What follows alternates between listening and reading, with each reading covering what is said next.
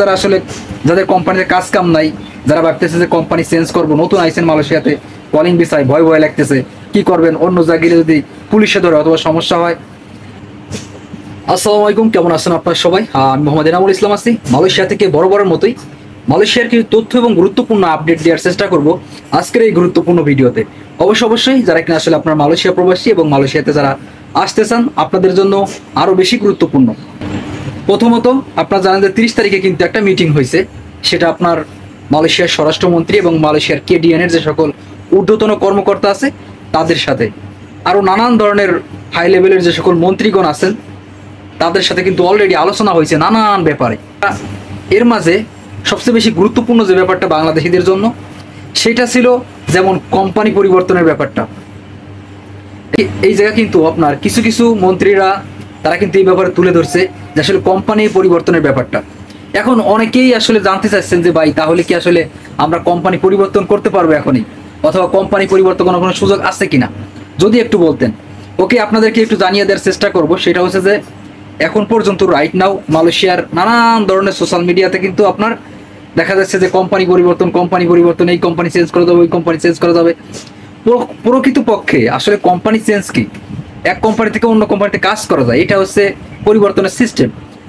আর যারা সাপ্লাই কোম্পানির লোক অথবা যারা ফ্রি ভিসার লোক, তারা এমনিতেও এক কোম্পানি থেকে অন্য কোম্পানিতে কাজ কাম করে, এটা সিম্পল ব্যাপার।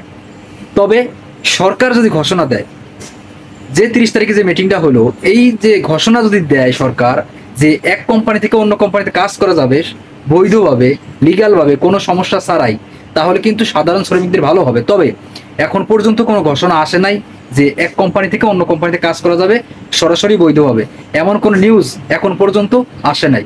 আশা করি আপনারা বুঝতে পারছেন যারা কিনা সোশ্যাল মিডিয়াতে দেখতেছেন।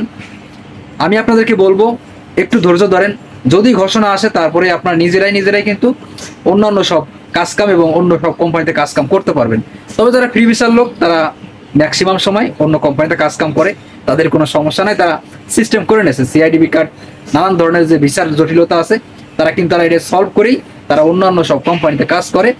এখন আপনারা যারা আসলে যাদের কোম্পানিতে কাজ কাম নাই, যারা ভাবতেছে যে কোম্পানি চেঞ্জ করবো, নতুন আইসেন মালয়েশিয়াতে, কলিং ভিসায় ভয় ভয় লাগতেছে, কি করবেন অন্য জায়গায় যদি পুলিশে ধরে অথবা সমস্যা হয়, আপনারা একটু ওয়েট করেন। যদি সরকার ঘোষণা দেয়, যদি অন্যান্য সব কোম্পানিতে কাজ কাম করতে পারেন, অথবা এইটা নিয়ম কি হবে যে কোন কোন সব কোম্পানির লোকজন অন্য কোম্পানিতে কাজ কাম করতে পারে অথবা করতে পারবে, এইসব নতুন সব যদি নিয়ম হয়, অবশ্যই আপনারা জানতে পারবেন যে আসলে কোন কোন নিয়মের মধ্যে করতে পারবেন। আশা করি আপনারা বুঝতে পারছেন। তবে এখন পর্যন্ত এই ব্যাপারে কোনো নিউজ আসে নাই যে তারা করতে পারবে কিনা। আপনি করতে পারেন, তবে সেটা অবৈধ। কাগজপাতি থাকলে ভালো কথা, না থাকলে সেটা আপনার একান্তই ব্যক্তিগত ব্যাপার, পুলিশে ধরলে সমস্যা হবে। আশা করি আপনারা বুঝতে পারছেন। সো রাইট নাও আপনার ভিসা পরিবর্তনের ব্যাপারটা এখনও কিন্তু ধরাছোঁয়ার বাইরে রয়ে গেছে। আশা করি আপনারা বুঝতে পারছেন ব্যাপারটা। ধন্যবাদ সবাই, ভালো থাকবেন, দেখা হয় পরবর্তী কোনো ভিডিওতে।